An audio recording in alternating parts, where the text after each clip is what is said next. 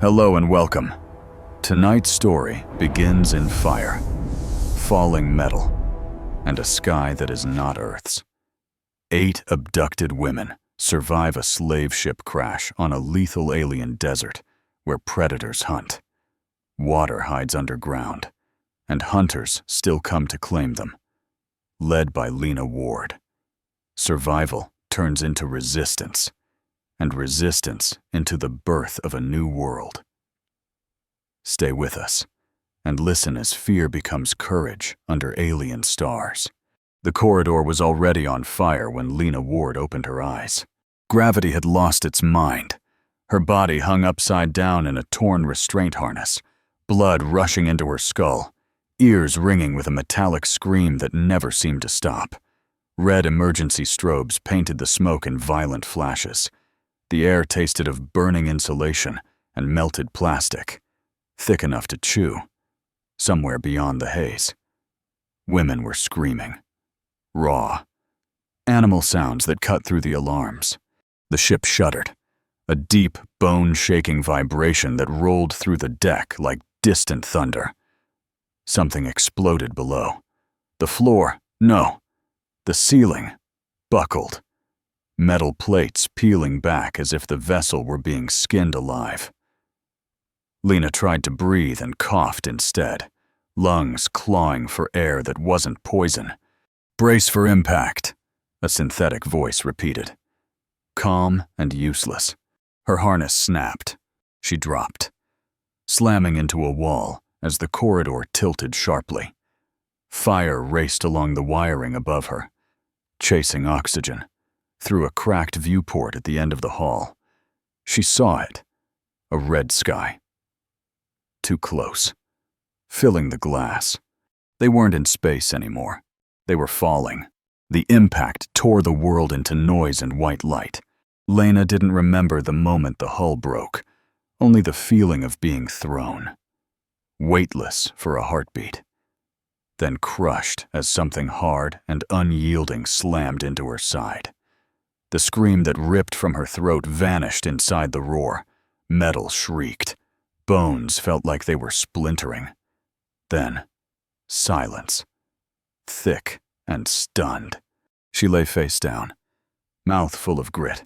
Heat pressed against her back, seeping through torn fabric.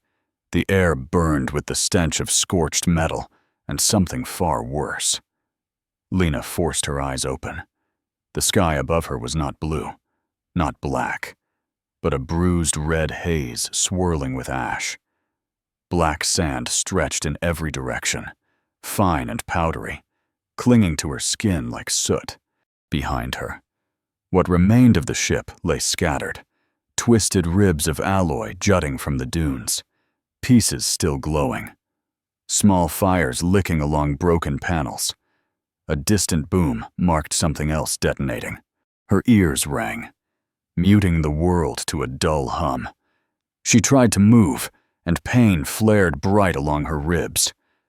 Still, she pushed up on shaking arms. The sand shifted beneath her palms, hot, unstable. She was alive. Around her, bodies lay half buried in the dark dunes. No stars, no cities, no rescue lights. Only wind, heat, and the wreckage of everything she knew. Lena rolled onto her back, breath hitching as the sky spun above her.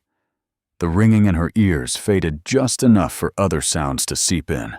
The crackle of burning metal, the low moan of wind dragging black sand across wreckage, and something else. A cough. Weak. Human. She forced herself upright, every movement pulling at bruised ribs. Shapes lay scattered across the dunes, half buried, motionless. Faces she half recognized from the holding cells stared at nothing. Eyes filmed over with dust. The sight hollowed her chest, but she crawled anyway, dragging herself toward the sound. A figure moved beside a torn section of hull. A tall woman, broad-shouldered, hair cut short and dark with soot.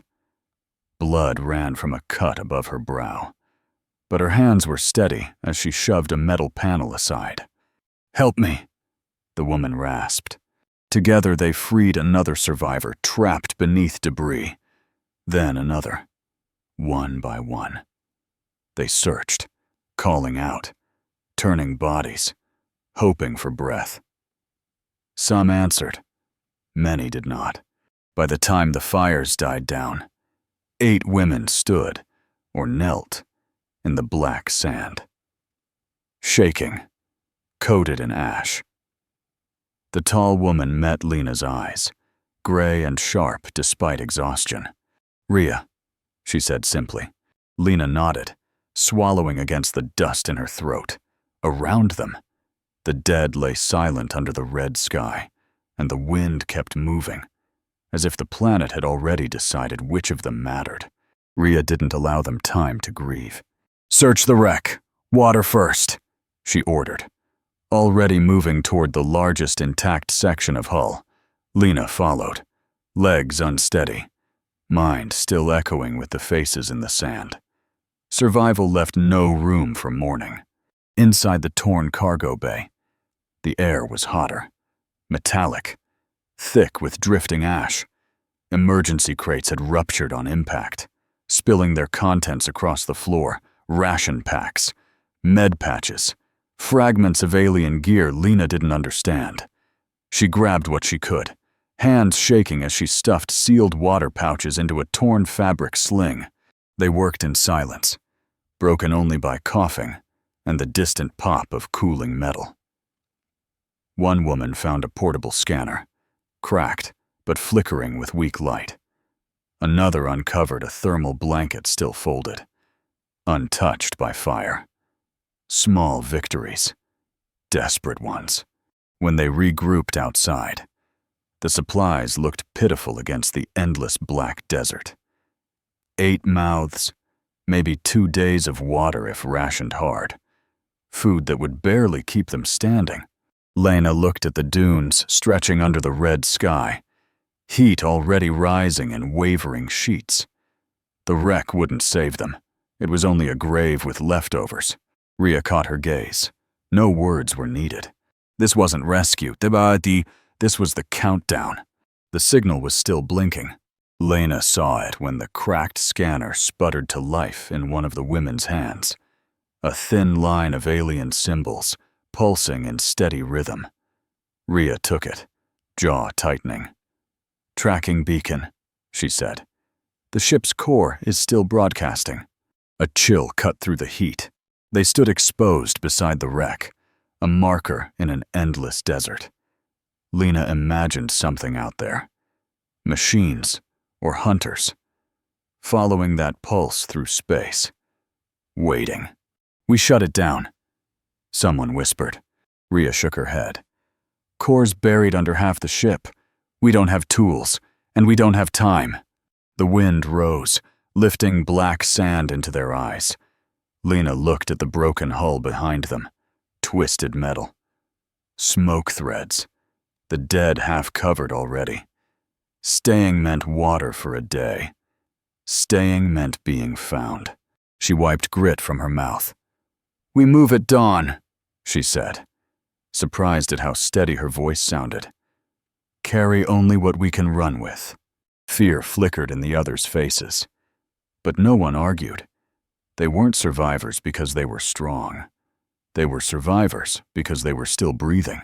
As night crept over the dunes, the beacon kept blinking in the dark, a heartbeat calling something closer. They saw the bones before they saw the creature. White arcs half buried in black sand, too large to belong to anything human.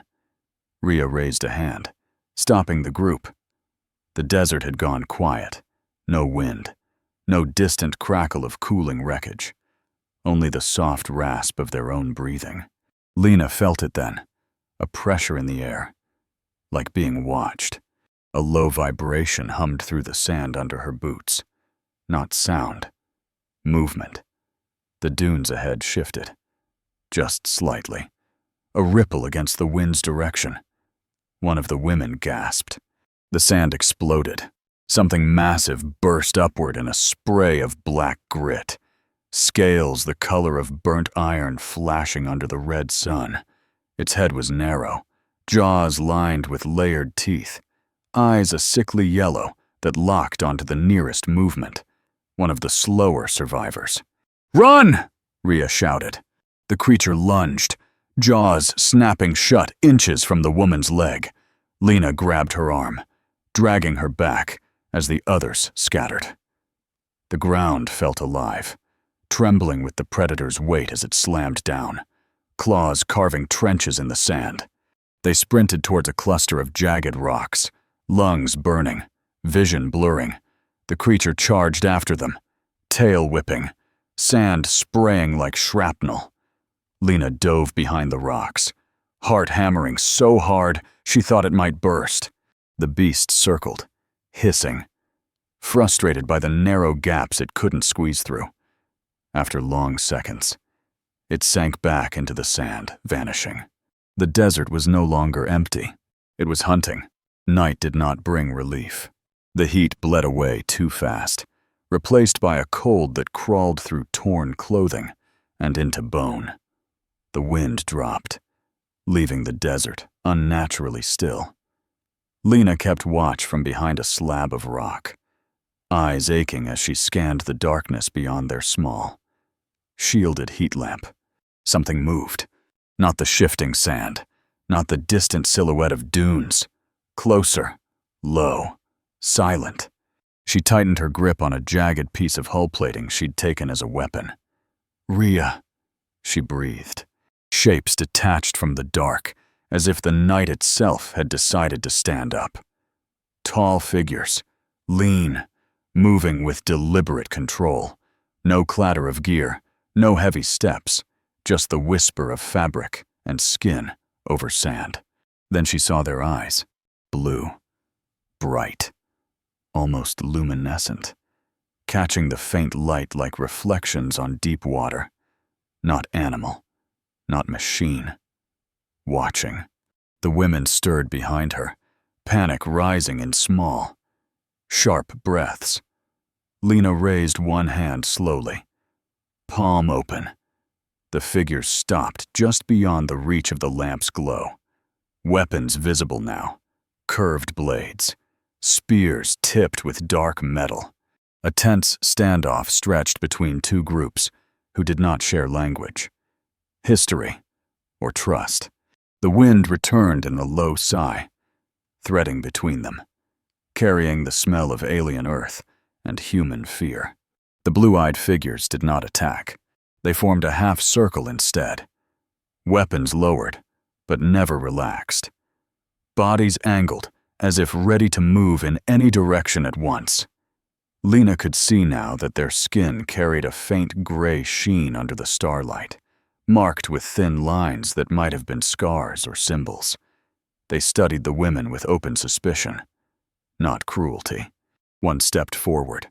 He was taller than the rest, shoulders wrapped in layered hide, a band of dark metal across his chest.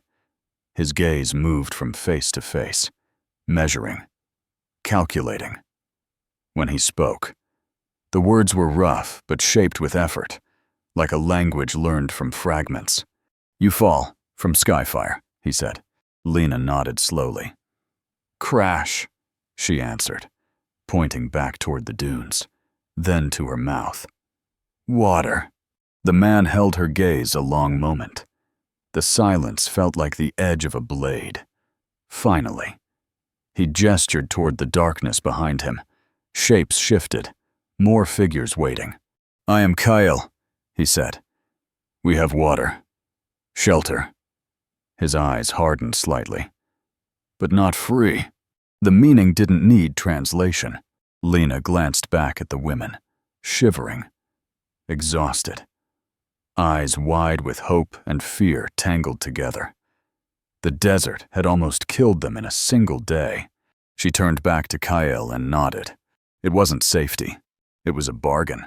The settlement lay hidden between broken ridges of dark stone, invisible from a distance unless you knew where to look.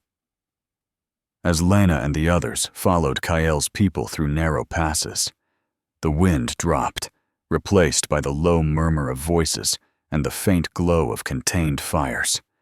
Structures emerged from the shadows, low shelters built from woven hides and stone slabs, arranged in careful circles. Water came first. A clay vessel was pressed into Lena's hands, cool against her burned palms. She drank too fast, coughing as life flooded back into her throat. Around her, the other women did the same, relief turning almost painful. But even as warmth returned to her limbs, Lena felt it. The watching. The blue-eyed natives moved with quiet efficiency, offering food, guiding them to sleeping spaces, yet never letting their weapons drift far. Conversations in a clipped, unfamiliar language threaded through the camp, punctuated by glances toward the newcomers. Rhea leaned close. "They're helping," she murmured, voice low. "But we're not guests." Lena nodded. She saw how tasks were assigned, how 2 of the women were immediately directed to carry water skins, another to sort tools. No chains, no cages. Still, choice had narrowed. The fires flickered, shadows long and restless across the stone walls. The desert howled beyond the ridges, held at bay for now. They had found shelter. Safety was another matter entirely. The warning came at dusk. A runner burst through the stone pass, breath ragged. One of Kyle scouts. He spoke fast in his own tongue, sharp gestures slicing toward the open desert. The mood in the settlement shifted instantly. Fires dimmed, voices cut off, hands reaching for weapons. Rhea caught Lena's arm. "Hunters," she said, "not animals." Lena climbed a ridge with her, peering through the narrowing light.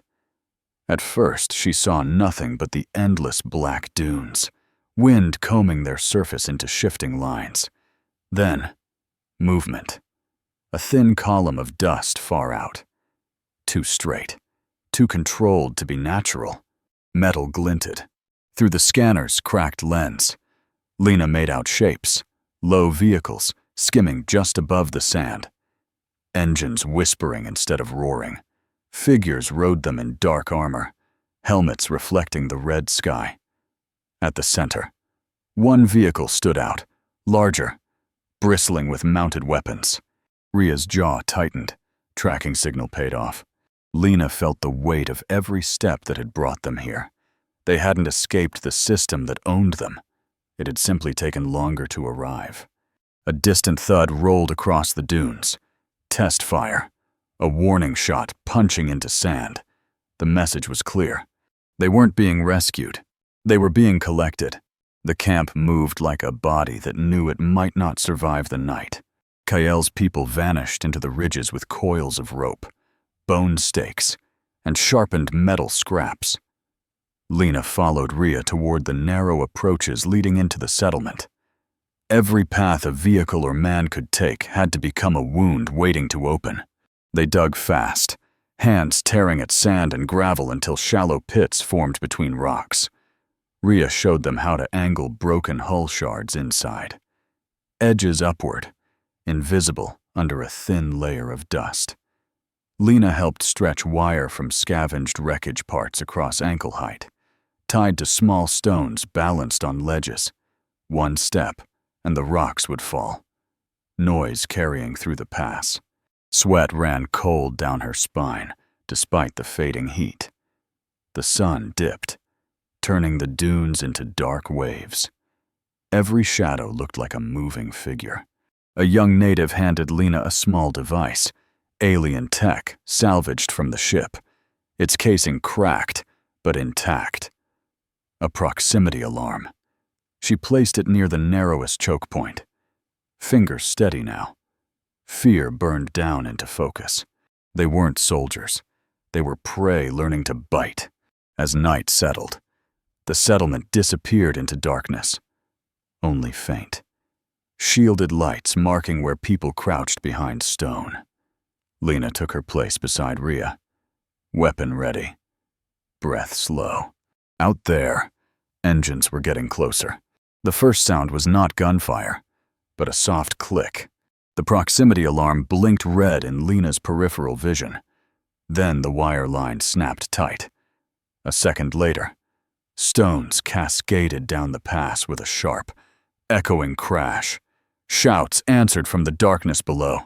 Then the night tore open. White beams slashed through the rocks, sweeping, searching. A pulse round struck the ridge above Lena, spraying hot fragments into the air. She dropped flat as another blast punched into stone, the shock rattling her teeth. "Now!" Rhea shouted. A pit trap gave way under one of the advancing figures. He vanished with a scream, metal clattering as armor hit the hidden shards. Gunfire flared in return, blue bolts streaking past, scorching the ground, the air filled with dust and ozone. Lena forced herself up, hurling a jagged shard down into the choke point. It struck a helmet, not enough to kill, but enough to stagger. Beside her, natives rose from shadow, spears and blades flashing, striking fast before fading back. The attackers pushed forward anyway, disciplined, ruthless. A vehicle edged into view. Turret pivoting. A shot roared, blowing apart part of the ridge. Lena tasted blood where she'd bitten her tongue. Then another trap triggered. Fuel cells rigged from wreckage ignited. A wall of fire erupting across the path. Engines screamed, reversing. The gunfire thinned, one by one. The lights retreated into the dunes. Silence fell hard. Lena's hands shook as she realized she was still alive, and so were most of them. Morning came with smoke still clinging to the ridges. The attackers' bodies had been dragged away before dawn. The wounded treated in tense silence. Victory had not brought celebration, only exhaustion and the heavy knowledge that the hunters would not forget this place. Lena stood near the central fire, fingers wrapped around a cup of bitter root brew she couldn't taste. Kael approached without armor, for the first time since she had met him. He carried no visible weapon. His steps were slow, deliberate, the way someone walks toward a decision already made. The camp seemed to feel it. Conversations thinned, eyes turning toward them. "You fought well," he said, voice roughened by smoke. His blue eyes held hers, unreadable. "Your people live because of your command." Lena gave a short nod. Praise felt useless in the face of what still waited beyond the dunes. Kael glanced toward the ridgeline, where the desert shimmered. "They will return," he said quietly. "Stronger." "I know." He stepped closer, lowering his voice. "My tribe will stand with yours, but bonds of trade and battle they are weak alone." His gaze sharpened. "Stronger bonds are needed." Lena felt the shift before he said it, a tightening in her chest. "Join your life to mine," Kael said. "Not as prisoner, as leader beside me. Our people become one. None will dare divide us." Around them, the wind moved through the stones, carrying the distant memory of gunfire. Lena understood the weight of what he was offering, and the cost hidden inside it. Lena did not answer Kael right away. She walked the edge of the settlement instead, boots scraping over stone, eyes on the black dunes beyond the ridges. The sun was climbing, heat already pressing down, as if the planet itself leaned close to listen. Behind her, the camp moved slowly, wounded being checked, tools repaired, water rationed. Life held together by effort, not certainty. Rhea joined her, silent for a time. "He's not wrong," she said at last. "Alone, we're still targets. With them, we're harder to take." Lena watched two of the younger survivors hauling water skins, shoulders shaking with fatigue. None of them had asked to be here. None of them had chosen this war. But someone had to choose the next step. "It won't just be strategy," Lena said. "It'll change everything." Rhea met her gaze. "Leadership does." Lena let the truth settle. Every decision since the crash had cost something. Sleep, safety, pieces of who she used to be. This would cost more. But survival had already stopped being about comfort. She turned back toward the center of camp, where Cale waited. Posture steady, eyes fixed on her return. The murmurs around them faded as she stepped into the circle of firelight. "I accept," she said, voice clear. Not because she trusted the future, because she refused to leave it to chance. The ceremony was brief, stripped of ornament, under a sky washed pale by heat. Lena stood beside Cale, while elders traced thin lines of ash across their forearms, symbols of shared fate. No music, no celebration, only the quiet attention of two groups who had bled together and were not yet sure if that made them one. Work resumed before the sun reached its peak. New shelters rose along the inner ridge, larger and reinforced with scavenged metal plates from the wreck. Lena oversaw water teams, learning the paths to hidden wells the tribe guarded, while survivors taught the natives how to seal ration packs and use med patches properly. Skills flowed both ways, necessity smoothing edges, pride once kept sharp. Still, tension lingered like static in the air. Conversations lowered when Lena passed, glances flicking between her and Cale, between humans and natives. No one forgot the night of gunfire, or the bodies buried at dawn. Children from the tribe watched the newcomers with wide, unblinking eyes, curiosity threaded with caution. At night, fires burned low and shielded. Scouts rotated along the ridges without being asked. Lena lay awake beside the steady rhythm of Cale's breathing, listening to the desert beyond the stone walls. No engines, no gunshots, only wind. Peace had come, but it felt like a pause, not an ending, as if the world itself held its breath, waiting to see what they would become next. The second warning came without sound. Lena felt it in the ground first, a faint tremor beneath the stone. Too steady to be wind, too heavy to be a creature. She rose from where she'd been checking water filters, eyes already searching the ridgeline. Scouts were running down from the high watch points, faces tight. Rhea reached her, breath short. "Multiple signatures," she said, holding up the repaired scanner. More than last time. Lena climbed the ridge again, heat pressing against her back. The desert beyond shimmered, but this time, the dust trails were many, spreading wide instead of narrow. Dark shapes skimmed low over the sand, flanking, cutting off escape routes before anyone had moved. At the center of the formation, a larger carrier rolled forward, armored plates reflecting the red glare of the sky. A hatch along its side opened mid-motion, and a figure stepped out onto the platform, helmet off now. Pale face visible even at distance.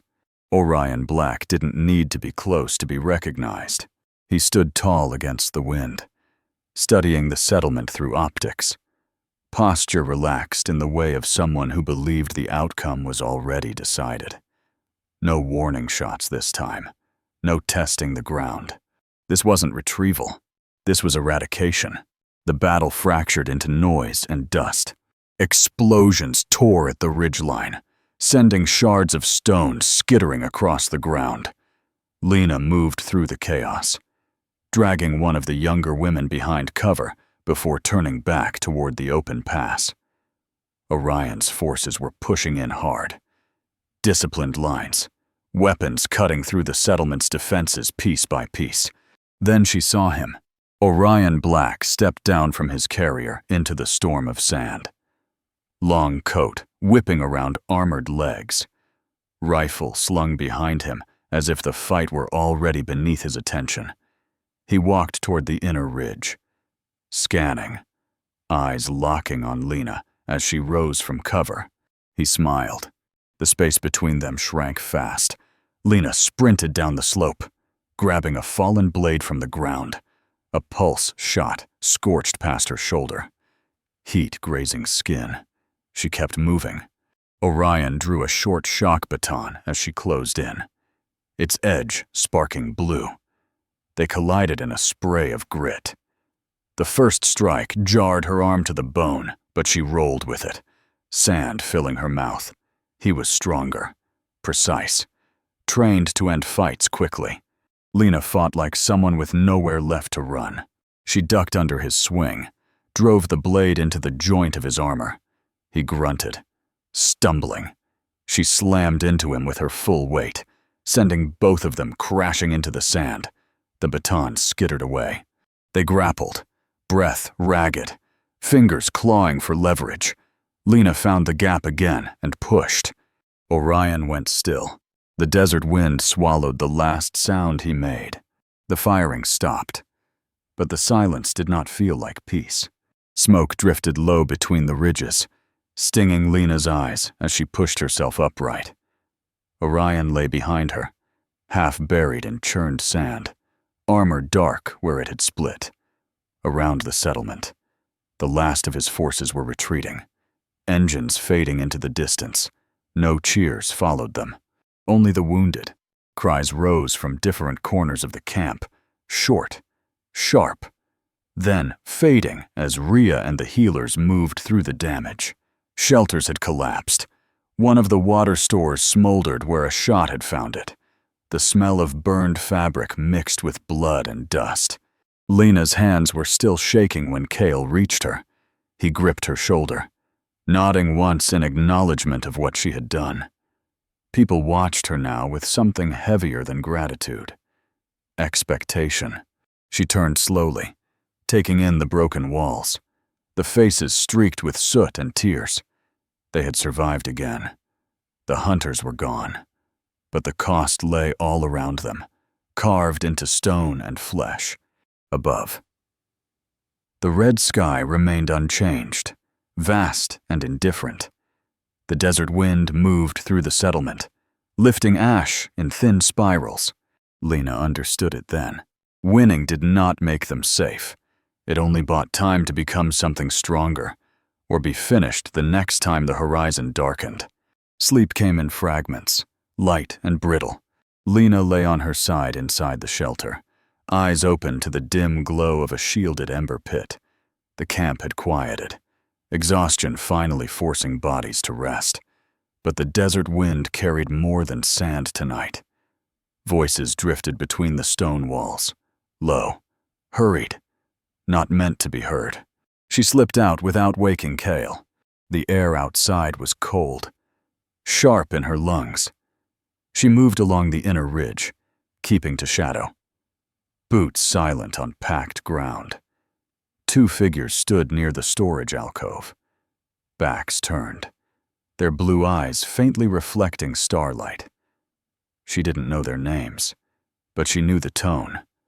Tight, uneasy. Dawn transport, one whispered in the tribe's language, the words rough but familiar now. Good price. Sky traders. Lena froze. Another word cut through, clear, even in the murmur. Captives. Her heartbeat slowed instead of quickening, a hard calm settling over her. She edged closer, enough to see their faces as they spoke. Fear there. Not greed, obligation, orders. A shadow moved beyond them, deeper in the passage. Cale's silhouette. He stood with another man Lena didn't recognize. Posture straight, voice low and steady as he gave instructions. No hint of hesitation, no glance toward the shelters where the women slept. The wind rose, carrying the last of the words to her. Before sunrise, Lena stepped out of the shadows before she could think better of it. Before sunrise, what, Cale? The two men spun, hands dropping toward their weapons. Cale's head snapped up, blue eyes widening only a fraction before the expression smoothed back into control. The night wind tugged at his cloak, carrying the smell of dust and cold stone between them. You should be resting, he said evenly. Lena felt something inside her go still. I heard enough. Silence stretched, thin and sharp. The other man backed away, leaving them alone in the narrow passage. Kael did not deny it. "They will come again," he said. "Others stronger than Orion. We cannot fight every time.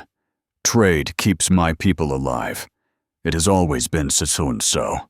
"Trade?" Lena's voice was low, shaking not with fear, but with contained fury. "You mean selling us?" His gaze hardened. "You are outsiders, valuable, with your sale. My tribe survives the coming seasons." The words struck harder than any blow. "We fought for you," she said, "bled beside you, and I will keep my people alive," he answered, as if it were the same thing. The desert wind hissed through the rocks. Lena saw then that the alliance had always had a price. She had just refused to see it. Trust didn't break loudly. It slid in, cold and final, like a blade between ribs. Kael moved first. His hand struck her across the face, sudden and brutal. The blow snapping Lena's head sideways. She tasted blood instantly, copper sharp on her tongue. For a heartbeat, the world tilted, stone walls blurring. But she didn't fall. "Go back to the shelter," Kael said, voice low, controlled. "Sleep. At dawn, this will be done without pain." Lena straightened slowly, palm pressing against the cut inside her cheek. The man in front of her was the same one who had shared fire, water, a bed, the same eyes, a different truth. "You think I'll wait?" she asked. His jaw tightened. "You have no army." "Neither did we," she said, thinking of the first night, the traps, the fire. Footsteps sounded behind her. Rhea stepped into the passage, having followed when Lena didn't return. One look at Lena's face was enough. No questions. Lena met her gaze, then looked past her toward the sleeping shelters where the others lay. Unaware. The desert wind moved through the ridge again, carrying the promise of sunrise. Chains had nearly killed them once. She would not lead them back into them. "Wake everyone," Lena said quietly. "The ones who trust us. Now." Her hands stopped shaking. The choice was no longer between safety and risk. It was between submission or blood. The revolt began before the sky changed color. Lena moved through the shelters like a shadow, Rhea at her back, waking only those who had fought beside them, those whose eyes had shown doubt in the days since the wedding. No shouting, no panic, just whispered orders and weapons pressed into shaking hands. Outside, the tribe's sentries still watched the outer ridges, expecting danger from the desert, not from within their own walls. That was the mistake. The first strike was silent. A guard pulled into darkness, blade across his throat before he could cry out. Another had his spear wrenched away and was bound instead of killed. Lena wasn't here for slaughter. She was here to break control. Then someone shouted. The settlement exploded into motion. Figures spilled from shelters, some grabbing weapons, others fleeing. Firelight leapt as braziers were kicked over, sparks racing along dry hide roofs. Rhea led a group toward the storage alcove, cutting off the path where Lena had overheard the plan.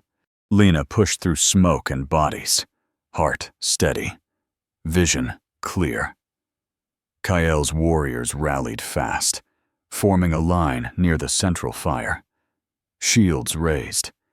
She saw him there, armor half-fastened, eyes locked on hers across the chaos. No more words passed between them. Steel met steel. Voices rose in anger, fear, betrayal. The alliance shattered in a storm of sparks and dust. Dawn bled slowly into the sky, revealing a camp no longer divided by tribe and outsider, but by choice. The fight narrowed until nothing existed beyond the circle of dust between them. Kael moved through the chaos with brutal efficiency, cutting down anyone who stepped into his path toward Lena. His blade was longer than hers, forged for reach, and he used it well. forcing her back with sweeping arcs that bit into the ground where she'd stood a breath earlier. Sparks flashed as metal met metal. The shock ran up Lena's arms, numbing her fingers. He was stronger, trained from childhood for this terrain, this gravity, this air. She gave ground, boots sliding in churned sand, lungs burning with smoke. "You could have ruled beside me," he said between strikes. "I'd rather fight," she answered, voice ragged. He feinted high, then drove low. The blade sliced across her thigh, pain flaring white. She stumbled but didn't fall, using the momentum to crash into him instead of away. They hit the ground hard, rolling through dust and embers. Up close, the fight turned ugly. No room for wide swings, only elbows, knees, fists. Lena felt his grip on her wrist, trying to wrench the weapon free. She twisted, bit down on the pain in her leg, and drove the blade upward, under the plates across his chest. His breath left him in a harsh rush. They froze, faces inches apart, eyes locked. For a heartbeat, she saw not the leader, not the enemy, but the man who had shared water under alien stars. Then the light left his gaze. Lena pulled the blade free and stood as the fighting around them began to falter. The fighting thinned into scattered clashes, then into silence broken only by harsh breathing and the crackle of dying fires. Kael's body lay where he had fallen, half covered in dust, his blood dark against the black sand. Around the central fire pit, his remaining loyalists lowered their weapons one by one. Some dropped to their knees, others simply stepped back, eyes shifting between Lena and the women, who now stood beside her with blades still raised. No one cheered. Rhea moved first, kicking a fallen spear away from a stunned warrior. Then, turning to Lena, "It's done," she said, voice rough. Lena nodded, though the word felt too small. Done did not erase the dead. It did not stitch broken trust back together, but it ended one chain. She stepped onto the flat stone near the fire, the place where Kael had once stood to address his people. Faces turned toward her, blue-eyed natives, human survivors, smoke-streaked, exhausted, waiting. "No more trading lives," Lena said, her voice carrying across the ruined camp. "No more rule by fear. We build this place together, or we don't build it at all." Some looked uncertain, others quietly relieved. Rhea helped the wounded to the center, natives and humans side by side. Water skins were passed. Tools, not weapons, were gathered. Above them, dawn fully broke, light spilling over the ridges. The settlement looked different in it, smaller, damaged, but no longer divided by who owned whom. A leader had fallen, another had been forged. The work began the same day the graves were finished. Lena stood knee-deep in a trench carved along the inner ridge, hands buried in damp earth hauled up from a hidden seep the natives had guarded for generations. The soil was dark, heavier than the lifeless sand beyond the rocks. It smelled faintly of minerals and something alive. Rhea worked beside her, fitting strips of scavenged metal into a crude channel. "Flow's steady," she said. "If we don't waste it." Water trickled through the line, thin but constant, guided toward shallow beds shaped from stone and soil.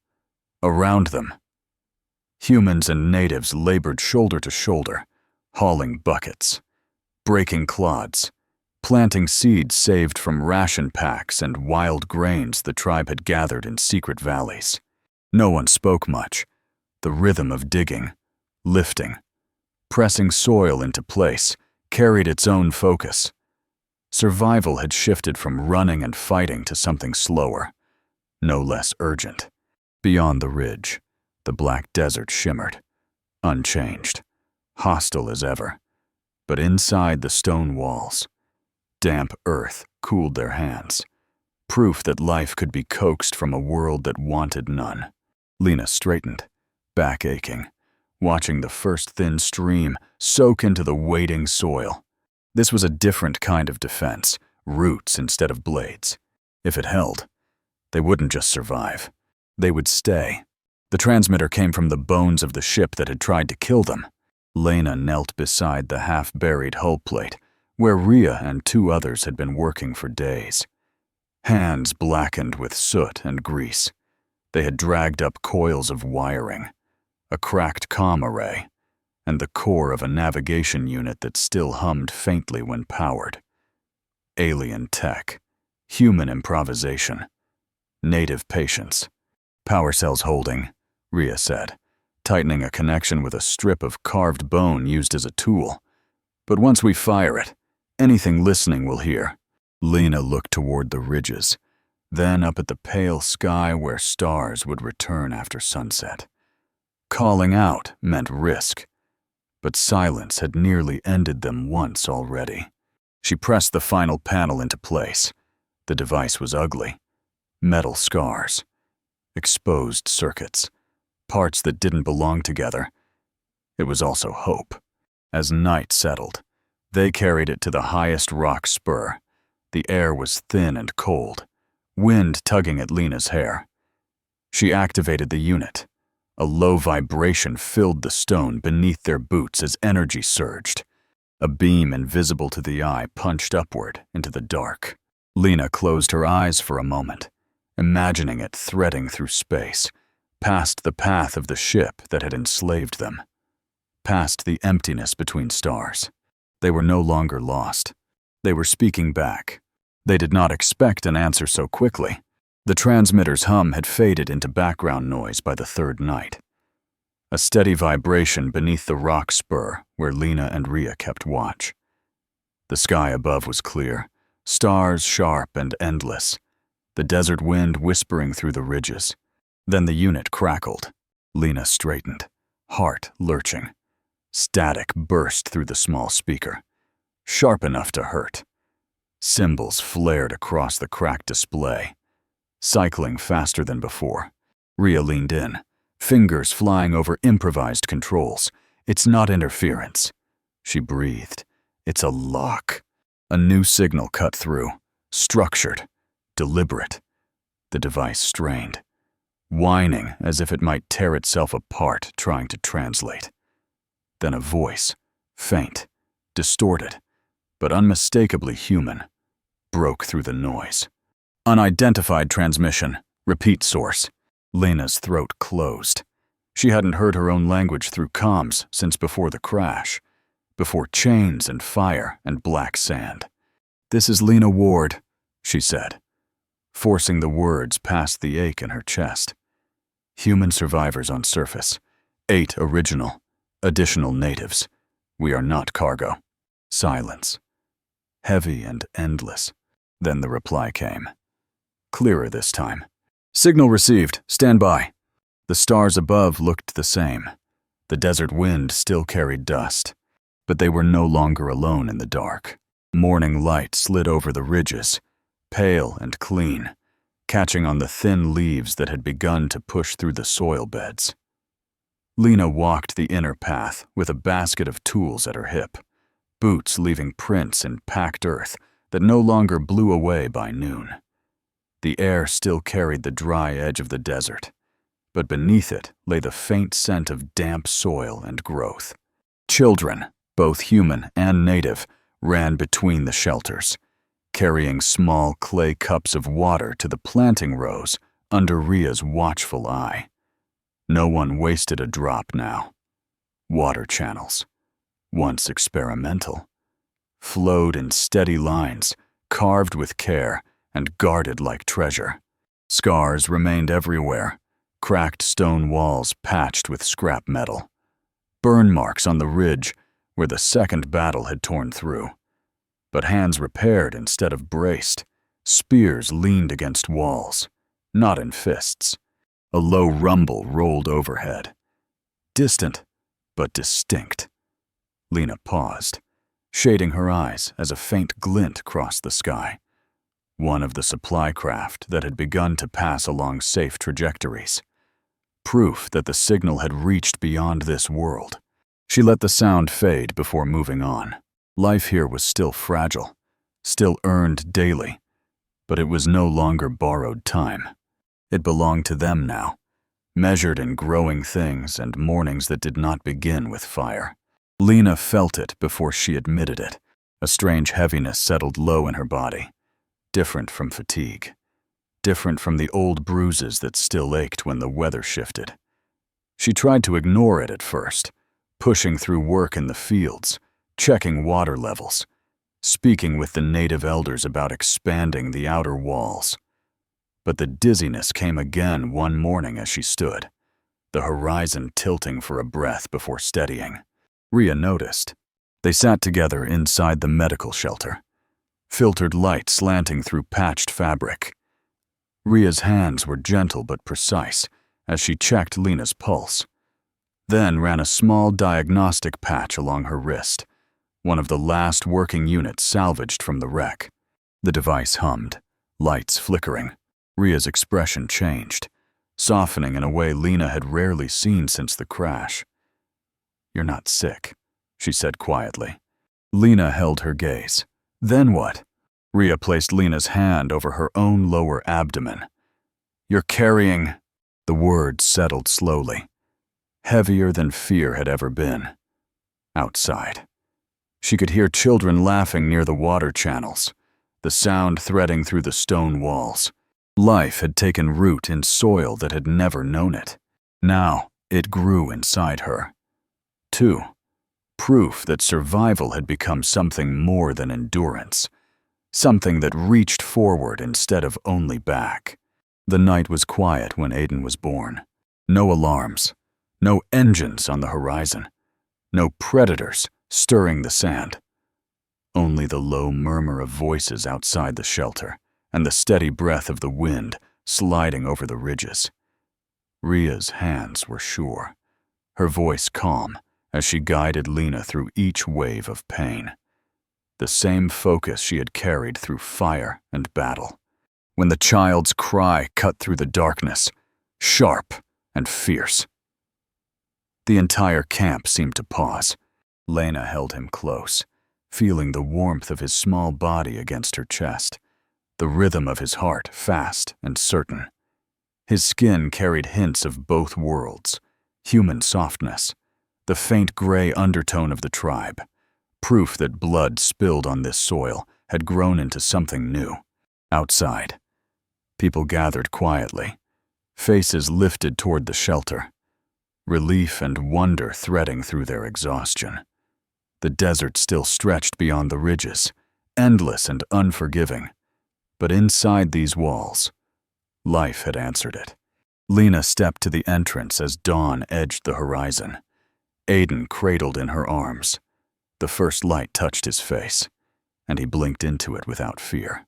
Behind them lay wreckage, chains, graves. Ahead, a world they had chosen to build. She didn't look back. This was a story about survival, but also about choice. Who we become when comfort is gone, and the cost of freedom is real. Lena's journey shows that leadership is forged in sacrifice, and hope can grow even in hostile soil. If this story moved you, follow the channel and join us for more cinematic journeys beyond the edge of the known, where humanity is tested and redefined.